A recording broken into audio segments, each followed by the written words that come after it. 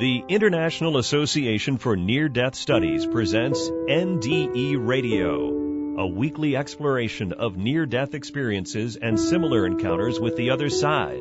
Now, here's your host, Lee Witting. Welcome to NDE Radio, brought to you by IANDS, the International Association for Near-Death Studies. I'm your host, Lee Witting. Today we continue our conversation with Geir Gigja, the author of I Is God.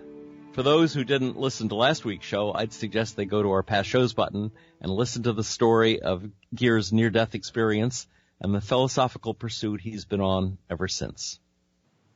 Geir has spent most of his adult life examining the meaning of things.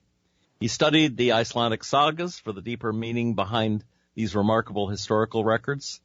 He closely studied the first Icelandic translation of the Bible, published in 1584.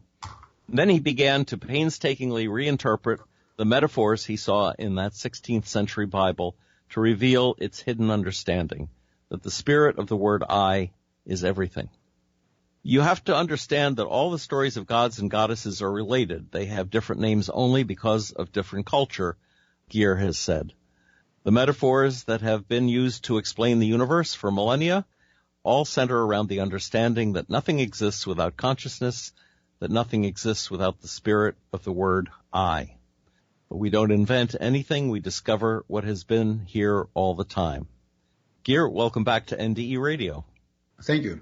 So let's pick up where we left off. We were talking about Eden and what it was a metaphor for, and you had mentioned earlier in last week's show that you related it to oblivion. How does that work? Oblivion is the state of awareness, but not a state of consciousness. And if you look at the child, it doesn't recognize its own image, and it doesn't recognize its own voice. That's what I'm referring to as oblivion. And in oblivion, there is no responsibility. There is no time or space.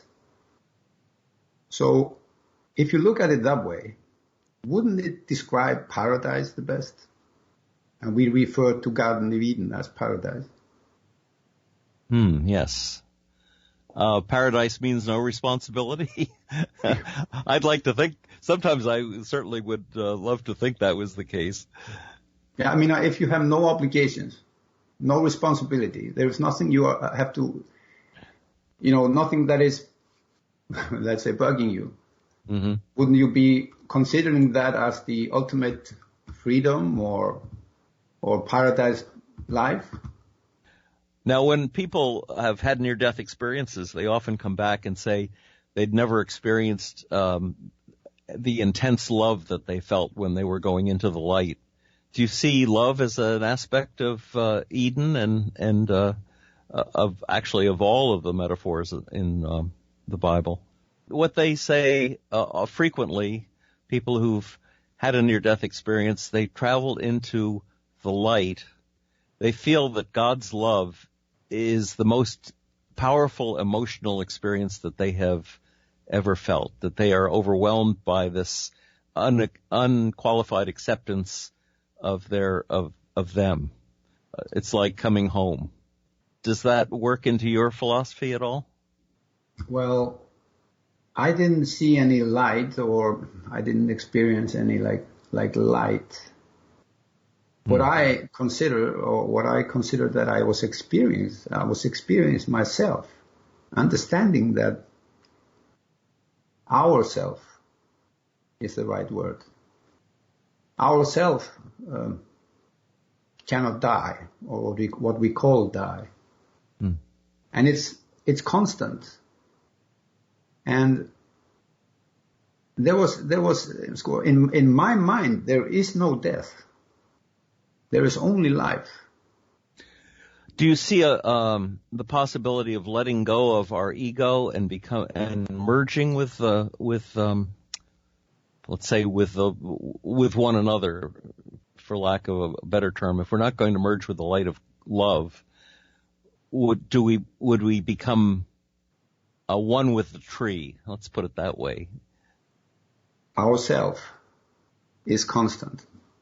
When we go to sleep for the last time, we are sleeping by ourselves, because life cannot enter death. Life can only reside at life. We came from life. We didn't come from death. So there is no destination called death. So we stay. And we should not be worried when we go to sleep for the last time. Because when we wake up, the spirit of the word I will be waiting for us. Okay. And then people might ask, so how do I know it's me? And the answer is, it's absolutely impossible. It is not you. So we retain our own individuality from lifetime to lifetime, let's say. We can use a sentence from a song with Eagles, The Hotel California. You can check out any time, but you can never leave. Yes. Which sounded ominous in the song, but sounds quite hopeful in the in your reality. Okay, let's. The thing is that the spirit of the word I, he reincarnates ourself in each and every one of us, and he brings the enlightenment of life to all human beings. It's not that we are creating something. It is ourself. We are coming to the senses of ourself, which is already waiting for us. And if ourself cannot die, how can we? Like Jesus says, I live, therefore you will live. Because the word I has no meaning without you. So are we manifestations of the same I? Yep. You and I are both manifestations of I. Yeah. And then if you look at it, if you look at the 10 Commandments, is the 10 Commandments, they reside with ourselves, in life itself. We access these 10 rules. These 10 rules are the same for all. And if you consider it, it's just common sense. We don't kill each other. We don't steal. It has nothing to do with some holy, something holy that came from some entity or anything like that. It's just common sense. It's the same with the wolf. They have similar rules. They don't kill each other, except in extreme conditions. And we do that too. And we even eat each other in extreme conditions. Yes. But they have rules, just like us. The thing is, we tend to forget that we are animals. And we are the worst predator of all predators on earth. And for you to consider it, the Sphinx has a man face. Mm. Is it because they were recognizing man as the king of animal, not the lion? Mm. There is a theory that some king had the lion's face, which was perhaps originally on the Sphinx, recut so that his face could be on it, but I don't know that that's a fact. Yeah, but at the same time, he was also stating that there is one God. And if you look at these sentences, one God versus many gods, we can say many words. Can many words describe one entity? No, he is saying there is one word that describes God and has the power of God and the power of creation, to create. Mm. And that's the word I. That's how he identified himself to Moses. Now, you see, the word I, it triggers your consciousness. Like one of the sentences in the Bible, I am the Lord. I expanded the heavens and I laid the foundation of earth. Mm. If in my understanding, this is, I am the creator. I expanded your mind and I laid the foundation of your consciousness. That is exactly what the word I does. How did the Icelandic Bible interpret the word, the Elohim, the plural gods? They mention in the creation story that God, and it's sometimes interpreted as many gods, and sometimes it's interpreted as just a way of glorifying the one God. I was wondering if you had a difference in the language in the Icelandic Bible. In the Icelandic Bible, for example, in John, when the English Bible or the modern Bibles are talking about, in the beginning there was a word. There was the word. Yes. And the word was with God, and the word was God. In the Old Bible, it says, in the beginning there was a word. One word. Mm. And that word was with God. And that word was God. So there, just there, it is distinct. There is no, words or whatever word. It is a specific word. And there is only one word that can create everything in a split of a second. Mm. And is that word I, or is it something else? Of course it's the word I. Why did I think that? And if you think about it, you and I, we have always been here. Through all history of man, from the time he came to his consciousness, the consciousness of him, of his self, or ourself, you and I have always been here. Because one cannot exist without each other. I wanted to ask you, you'd mentioned, I guess in the last week's show, in the conflict of Cain and Abel, the Icelandic Bible doesn't say that Cain killed Abel, but that he was dismayed by. Tell me what you meant by that. What I meant by that is Eve is our conscience. And Eve, or let's say our conscience, get pregnant. So she get burdened by Cain. And Cain is our responsibility. And then she becomes burdened by Abel, our moral sense. Because if you look at the child and you ask the child, did you break this glass? It doesn't know what to answer, but it senses. It has the moral sense for that something happened. So, when time passes, Cain, he grows upon and dismays Abel. So what happens is that our sense of responsibility dismays our moral sense in the way that it is replaced by our common sense, Set. And from Set, everything is built. Mm. Or we can say, from Set, from our common sense, all the structure of our mind is built. So he's like a foundation. Okay. While we have the time, let's review a couple of the other stories in Genesis for the moral metaphor involved. How do you interpret Noah and the ark? The ark, what does he say? The ark itself is our mindset. It is put together in a certain way. It is 300, in Icelandic is alin. It's a different measurement from the English version. Mm-hmm. And 100 in ancient times was a subjective space.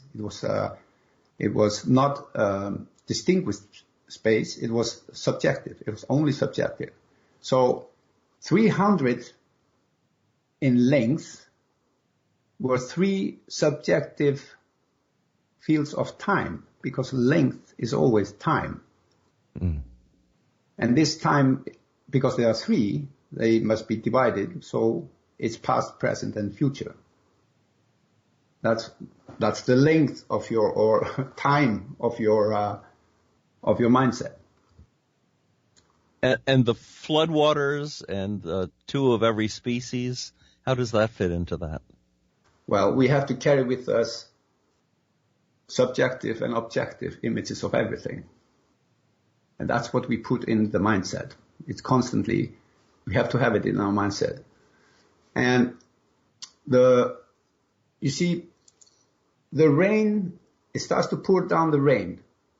And it's the word I that triggers the rain. Because he says, I will start the rain. So I am starting the stream of consciousness. Mm. It's called Witting. In Icelandic, it's one word that describes all this, what is happening. But stream of consciousness is the rain. What happens is that the water, as your life emotion, it starts to grow. So it's getting more and more. You're getting more and more life emotion because there is more and more stream of consciousness. Mm. Until everything is under the water. So it's inside your life emotion. It has merged with your life emotion. And the Tower of Babel, or Babel. Babel. How do you interpret that? A tower it represents individuality. And if you are in the tower, you have a unique perspective. So what they were planning to do was to create, or they were about to create, your individual perspective on things. But the presence of the Lord, because he stepped in, so the reality of yourself, he steps in, he becomes involved, so they get confused. So they have to stop or postpone this individual perspective. It's like when you look at the children, they say, I want this or I want that or whatever. But if you ask them, what is your opinion on this? Then they can't, they don't know. They're not going to answer you until later. And this is exactly what this means about when they're talking about the Tower of Babel, why they postpone this. Because when the reality steps in, the overwhelming reality of yourself, in that realization, you get confused. So you postpone. You're not going to have an opinion yet. So your perspective is postponed. Later, we call it maturity. Because if you look back, if you think back when you were young, how far can you think? When is your first memory? It's like before your first memory when you were young. What was then? Can we say nothing? Because you had no idea. And then again, when you sleep a dreamless night, is there nothing? Is that nothing? But if we take this nothing or forgetness, that is before your first memory and in your dreamless sleep, if this forgetness or nothing is what we call death, then death is full of life. Well, it's something we apparently have to go through, like the butterfly has to go through the cocoon stage before it can emerge. Yeah. But then we do it again if you believe in reincarnation, and again and again. What is the purpose of that? What do you think that's the reason for reincarnation? They in the one of the stories of Jesus, they ask him, can you not just decide, where we wake up again? And he says, no, I cannot decide anything about that. Only the Father can decide that. So when I was young, I was in my grandmother's farm and I was watching the sheep and the lambs. passing by. Every spring they came the same way to the farm. And they always seemed to be the same sheep and the same lamb. Mm. But now I understand that children are constantly born. So we can say that the Garden of Eden is a constant state. It's like a realm. It's constant, just like life itself. And it's a good thing if it's like paradise. Absolutely. Are we being born again to relive our time in Eden? We cannot go further than Eden. We fall asleep in Eden. We cannot go further, meaning that, like, if we talk about 3 realms, the middle is life itself. Around that is oblivion. What is around oblivion? Nothing? It cannot be. Life is full of everything. There is no space for nothing. And nothing cannot hold or keep hold of anything. That's why they describe it as the light shines in the darkness, and the darkness cannot overcome it. And light is life. You were talking about that, the children and that we are animals in the beginning and all that. You see, there is a description. It says, I saw Satan fall from heaven to earth in a lightning. Yes. This is how I see it. I, the spirit of the word I, saw too that the spirit of the animal loses his influence of your mind, adjusts to your awareness by the enlightenment of the word I. So the word I sees too that your animal spirit loses his influence in your mind. He falls off heaven. And it's because of the enlightenment of the word I. You know what I mean? The spirit of the word I pushes the spirit of the animal out, takes over. And yet, isn't that spirit of the animal equivalent to the innocence of Eden? In a way. I have a little dog, and I study him, and he does exactly what he's supposed to do. I mean, whatever he does, he is innocent, because he doesn't know better, or he doesn't know anything else but his little puppy life. And that is exactly the same with the children. They are just doing what they are doing, observing everything, trying everything out, but they have no idea what the world is, or what life is, or reality, or themselves. It's absolutely the same thing. But the difference, when you realize what the word I means, then you know. And the second you realize what the word I means, you step into your moment.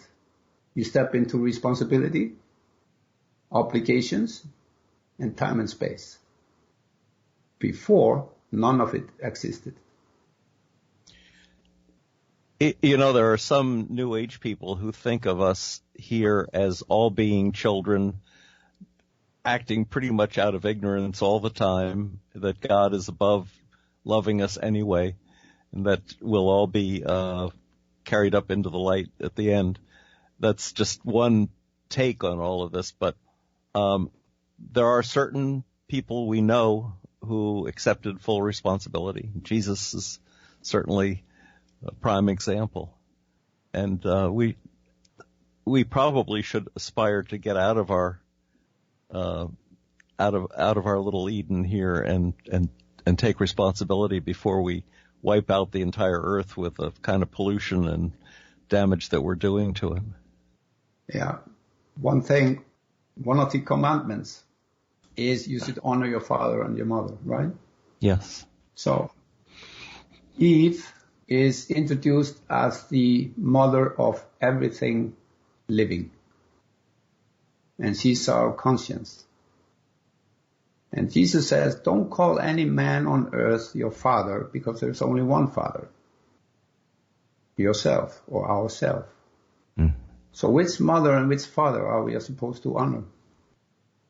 We are supposed to honor ourselves, not myself, ourself, our common self. That is the I. Which is represented by the word I, and our conscience.